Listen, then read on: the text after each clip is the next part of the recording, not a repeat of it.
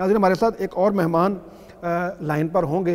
ये government college Sharakpur के अंदर लेक्चरर हैं। अपने बच्चों को इन्होंने भी ख़ुद पढ़ाया है। ये भी यही कहते हैं कि हमने 8 ग्रेड तक अपने बच्चों को ख़ुद तालीम दी है। नाज़रीन, जो एक ख़ास बात है खालिद साहब के केस में, भी वो इंशाअल्लाह ताला फ़ोन लाइन पे मौजूद होंगे तो ख़ुद ये बात बताएंगे भी कि इन्होंने अपने बच्चों को जो एक स्टेपुलेटेड टाइम पीरियड है उससे कम वक्त में या कम एज में इन्होंने बच्चों को जो है मैट्रिक के एग्ज़ाम दिलवाए हैं।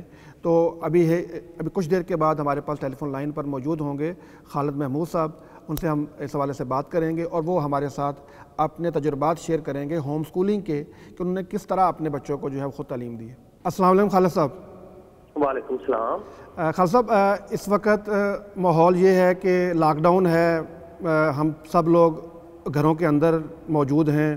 हमें हदायत यही दी गई हैं कि आप अपने घरों में रहें तो वबा से महफूज रहेंगे।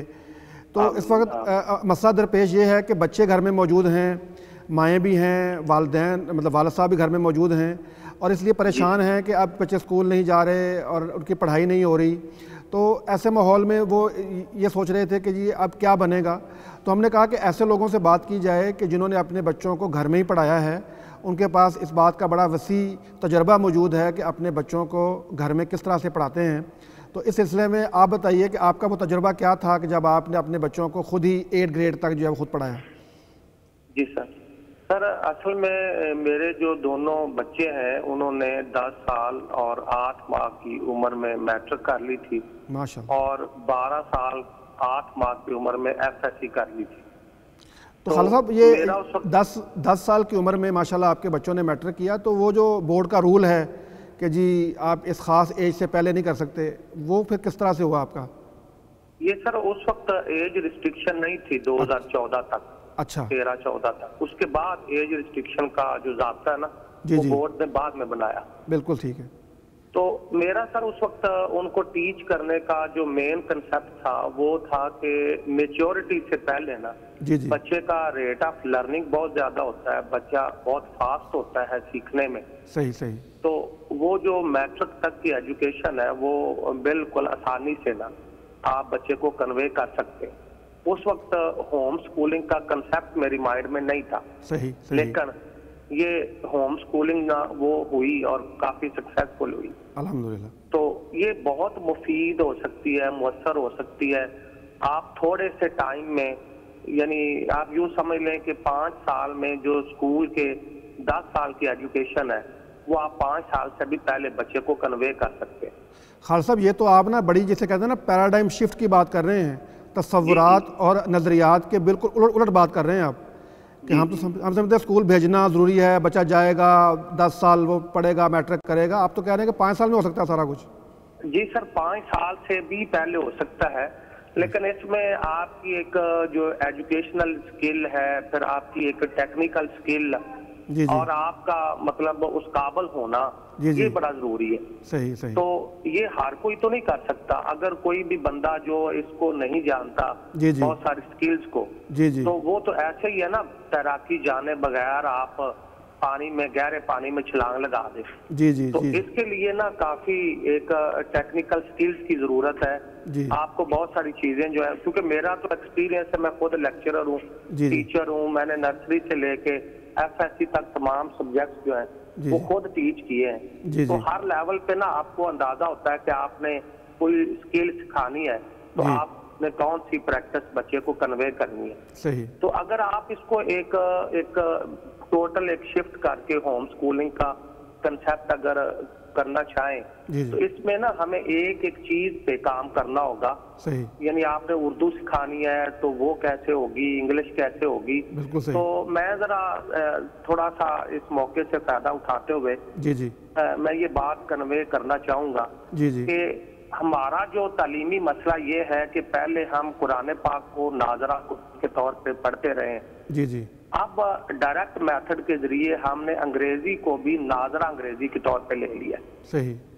तो हमारा पूरा मुल्क जो है वहाँ पे नाजरा अंग्रेजी में एजुकेशन जारी है। जी जी। और हमारे जो BS जो फाजल जो लोग फारग होते हैं जी जी उनको भी टेक्स्ट जो है इंग्लिश टेक्स्ट उसको कंप्रीहेंड करने का, समझने का पूरा जो है ना वो उनकी स्किल नहीं होती, वो सेंटेंस को पूरे तौर पर समझ नहीं पा रहे होते। सही सही। तो ये प्रॉब्लम हमारा ये है कि हमारा जो एजुकेशनल सिस्टम है वो नाजरा अंग्रेजी पे बेस कर रहा है। सही। और इस वजह से ना वो बहुत ज्यादा मतलब उसमें कोलैप्स होने जैसी सूरत हाल है। सही। तो इसमें मतलब हमें इसमें बहुत ज्यादा काम की जरूरत है। मैं एक छोटी सी मिसाल ये भी कहूंगा। जी जी। आपकी कौमी जुबान उर्दू है। जी तो जी। आप उर्दू के जो अल्फाबेट्स हैं, जो हरूफ तहजी हैं, जी जी, वो नहीं हमें आते। उस पे हमारा कंसेंसस नहीं है कि आपने अलफ से लेके ये तक कितने हरूफ हैं और उनको कैसे पढ़ना है। तो इतनी जो बेसिक बात है उस पे हमारा इत्तेफाक नहीं है।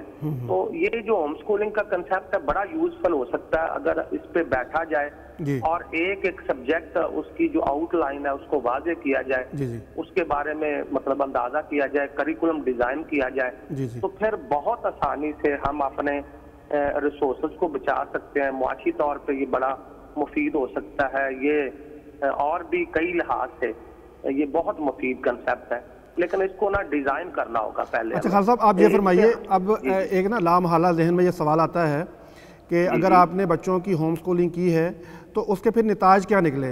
आपके बच्चों ने फिर उसको वो उनका फिर क्या उनका तालीमी मेयार रहा उसके बाद?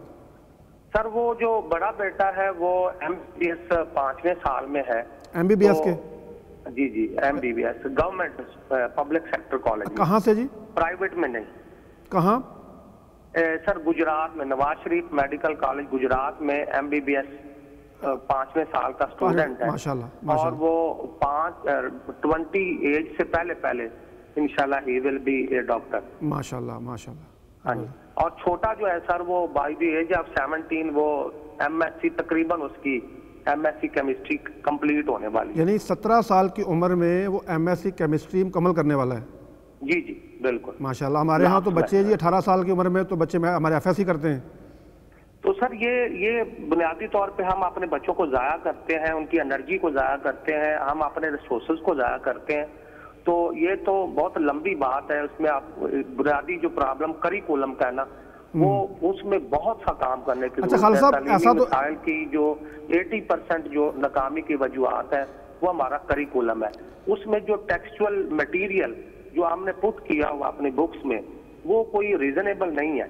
आप उसकी कोई सियासी मुआशी या कोई भी किसी भी तरह आप उसकी अहमियत जो है उस पर गौर करें एक एक फिक्रे पे, तो आपको अंदाजा होगा कि ज्यादातर जो पार्ट है हमारे टेक्स्ट का, हमारे करिकुलम का, वो बेकार है और हमारे माहौल से वो मुताबिकत नहीं रखता। जी जी। तो हमें बड़ी ही समझदारी के साथ कुछ काम करने की जरूरत है और इस एरिया में बड़े मसाइल हैं, बहुत ज्यादा मसाइल। अच्छा खान साहब इसमें ना मेरे 2 सवाल हैं।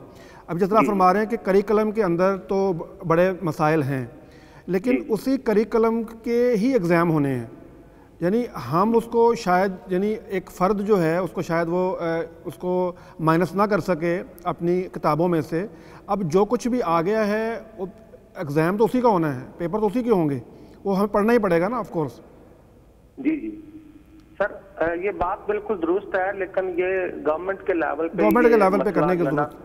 जी जी बिल्कुल, ज्यादा बेहतर तरीके से जो। अच्छा इसमें खालिद साहब मेरा एक सवाल और है कि कहीं ऐसा तो नहीं है कि आपके बच्चे बड़े एक्स्ट्रा ऑर्डिनरी हों जिन्होंने जो है 18 साल की उम्र में जो है MSc कर ली हो? नहीं सर, कोई ऐसी बात नहीं, बिल्कुल ऐसी बात नहीं। बिल्कुल मामूली बच्चे हैं, नॉर्मल बच्चे हैं, आम बच्चों की तरह है। सही सही। सिर्फ ये है कि आपने उनको काम ऐसा दिया है जी जी जिनसे उनकी स्किल डेवलप हो, जिनसे वो कुछ लर्न कर रहे हो और उनका टाइम जाया ना हो। तो वो थोड़े टाइम में ज्यादा सीखते हैं। मसलन हमारा अब जो है पूरे सिस्टम में ये है कि क्वेश्चन एक अंग्रेजी में लिख देते हैं स्कूल कॉपी के ऊपर, नीचे आंसर लिखा होता है, बच्चे उसका मफहूम समझ नहीं रहे होते, तो घर से याद करके हो। नेक्स्ट डे बच्चा ऐसे रट्टा लगा के आ रहा है जैसे हम नाजरा कुरान पाक पढ़ते हैं। तो जब आप टेक्स्ट को समझ नहीं रहे और आप 8-9 साल बच्चे को यही प्रैक्टिस दे रहे हैं रट्टा लगाने की बगैर समझे, नाजरा अंग्रेजी की प्रैक्टिस दे रहे हैं, तो 9th तक आते आते ज्यादातर बच्चे जो है वो अब इस काबिल नहीं रहते कि वो पढ़ सके, तो वो फिर पढ़ने के काबिल ही नहीं रहते। मौजूदा सिस्टम वो आपके बच्चे को 90% बच्चों को तो बेकार करके और उनकी एनर्जीज को, उनकी माइंड को वेस्ट करके आपके हाथ में दे देता है। जी खान साहब, ये आखिरी सवाल था आपसे कि ये बताइए कि इस वक्त लोग घरों में मौजूद हैं, स्कूल नहीं जा पा रहे हैं, छुट्टियां दे दी हैं गवर्नमेंट ने, किताबें भी बाल बच्चों के पास नहीं हैं, तो अब ऐसे वक्त में वालिदैन अपने बच्चों को क्या पढ़ाएं?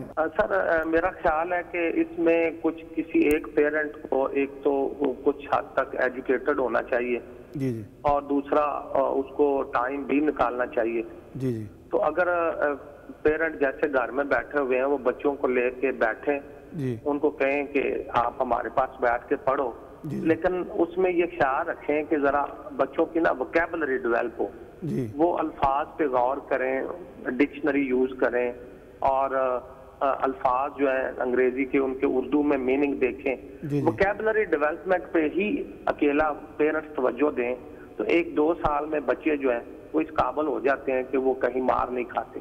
सही सही। तो मेरा ख्याल है कि पेरेंट्स के लिए ये पैगाम है कि आप बच्चों की ना सिर्फ एक बात पे ही तवज्जो कर लें कि उनकी वोकैबुलरी डेवलप हो, उनकी उर्दू में खास तौर पे इंग्लिश टू उर्दू, तो बच्चे फिर ना आसानी से ना वो स्कूल की लर्निंग को ना वो एक्सेप्ट भी करेंगे, समझ भी आएगी। और यानी आप ये कहना चाह रहे हैं कि अगर आप उर्दू और इंग्लिश दोनों वोकैबुलरी जो हैं बच्चे की, उसकी रीडिंग स्किल्स डेवलप कर दें और उनकी वोकैबुलरी को इम्प्रूव कर दें, तो और इन्हीं दिनों में अगर वो जितने दिन भी आपके पास हैं, अगर आप उर्दू और इंग्लिश की उनकी रीडिंग स्किल डेवलप करवा देते हैं, उनकी वोकैबुलरी इम्प्रूव कर देते हैं और कुछ बुनियादी चीज़ें और अगर उनको आप बता दें तो आने वाले दिनों में आपके बच्चों के लिए बड़े हेल्पफुल हो सकती हैं।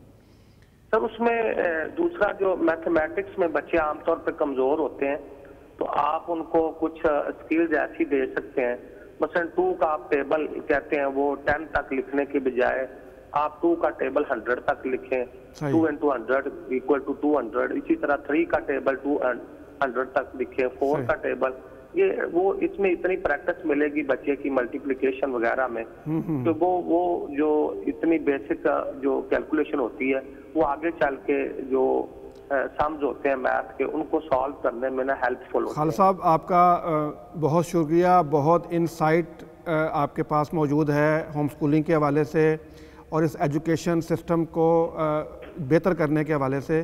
तो अभी तो चूँकि हमारी ये खुसूसी नशरियात चल रही है तो इंशाअल्लाह हम जो है वो आम हालात में भी आपसे रब्ता करेंगे और इस आपकी ये जो मालूमात हैं इससे इस्तेफादा करेंगे। आपका बहुत शुक्रिया।